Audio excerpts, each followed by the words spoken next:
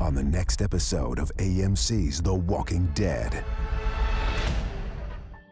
Hey guys, Kiwi here. In this video, I'll be breaking down and analyzing the new promo trailer for Season 8 Episode 13 of The Walking Dead, Do Not Send Us Astray. With that being said, major warning of spoilers for everything in the show up to Episode 8-12, and let's jump right into this. So, as far as the dialogue goes, most of it is something we've actually already heard before. If you remember back during the mid-season break for Season 8, we had a 30-second promo trailer released for Episode 809 titled No Guarantees. It featured dialogue from Carol, and that same dialogue is used in this new trailer as well. So although the dialogue is exactly the same, they've given us a ton of new clips to go over and break down. The next episode will be a confrontation at the hilltop between Maggie and Simon's group of saviors. It just means we get tomorrow. Maybe one more night. First up, we see Jerry, Tobin, and Cal standing watch at the hilltop fence. Next up, we see Jesus actually opening the gate, letting out some of the prisoners kept at the hilltop. And then we see Cal watching over that Aiden prisoner as he appears to be digging graves for dead bodies. Are these people that died from the first half of Season 8 when everyone was attacking all the outposts? An episode or ago, Maggie discussed how she would be letting prisoners out a few at a time for exercise and whatnot, but this just seems like forced labor. I feel like it definitely is a low-key insult to the enemy by having them dig holes for your fallen comrades, but that's just me. After that,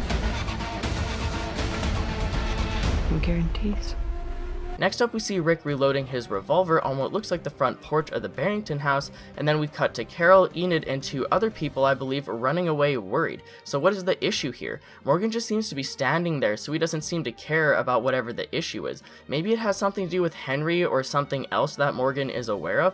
Morgan is pretty messed up in the head right now from believing all life is precious, but then having to kill a bunch of people, so he may not be reacting to things the way a normal person would. The next clip shows Henry wandering inside the Barrington house, and he actually picks up an assault rifle. So what kind of trouble is he going to get into? Is this what Carol and Enid were so worried about? Morgan lied to Henry and told him that Gavin was the one who killed Benjamin to make Henry not mad at Jared or anything, but what if Jared opens his fat mouth and starts insulting Henry? I could see Jared bring up to Henry that he killed Benjamin, maybe giving him a hard time to mock him or whatever. What if Henry just straight up murders all of the Kingdom prisoners? It could just completely mess up Maggie's plan, along with leaving everyone completely shocked and speechless, because I don't even know if Henry will fully realize what horrible things that he's doing. It just goes to show how messed up this world can make a child and how confused it can make them as far as killing someone goes. Should you kill someone? Should you not? When should you kill someone, and when should you let someone go? When should you punish them? Should you always give the death penalty?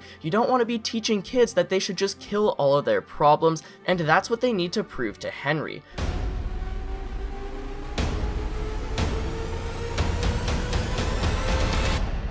Here we go.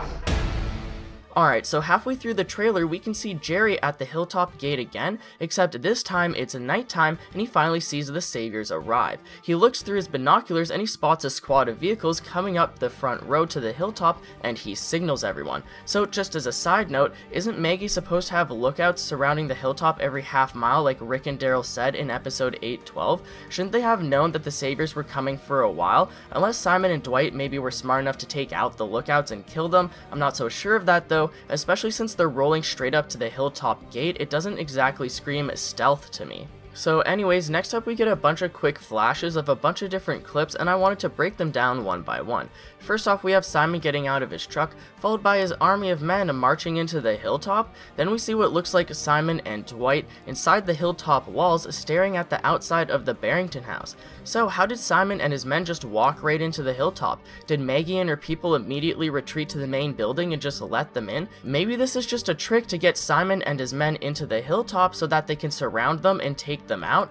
Next up, we see a bunch of main characters taking aim behind cover, such as Jesus, Rick, Ezekiel, and Michonne, Daryl, and then Carol with some other people. So is this them popping out to ambush Simon and his men, or is this just a regular standoff? Them ambushing Simon once he gets into the hilltop walls is definitely a valid possibility, because why else would they instantly retreat inside the Barrington house? Shouldn't they hold out within the hilltop for as long as they can before eventually falling back to the Barrington house as a last resort? As we get a shot of Dwight with what looks like a freaking compound bow, the sneak peek actually ends with Maggie saying, "Here we go." So is this just her simply stating the beginning of the battle, or is she about to execute some sort of plan up her sleeve?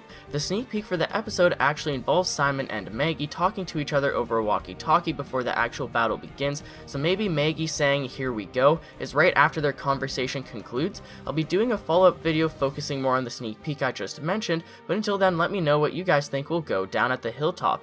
Oh, also, this wasn't shown in the promo trailer at all, but I figured that I should briefly discuss this. With Jadis revealed to have captured Negan at the end of episode 812, it seems he is now MIA from the hilltop attack, which is completely different from the comics, mind you. Simon and Dwight know that he is MIA, while the rest of the Saviors believe that he is dead. Maggie and everyone else at the hilltop are unaware of Negan's disappearance, but I assume that they'll become very suspicious once Simon and Dwight arrive at the hilltop without Negan talking shit. So as far as Jadis and Negan goes, I'll do an entire video breaking down Jadis and Negan along with predicting their fate for the rest of the season, so be sure to be on the lookout for that. Let me know what you guys think in the comments below, but that's pretty much it for the video, guys. I'd appreciate a like on the video if you've enjoyed anything I've said today, as it really helps me out more than you could ever imagine by getting my videos out there for more people to see. Subscribe for more Walking Dead Season 8 content in the near future, and if you'd like to take that extra step in helping support my videos, consider checking out my Patreon where there's a bunch of different rewards involving the channel, such as getting your name shown at the end of all my videos, along with the possibility to directly influence my future videos being produced.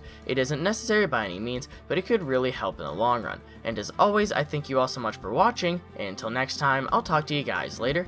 Peace out!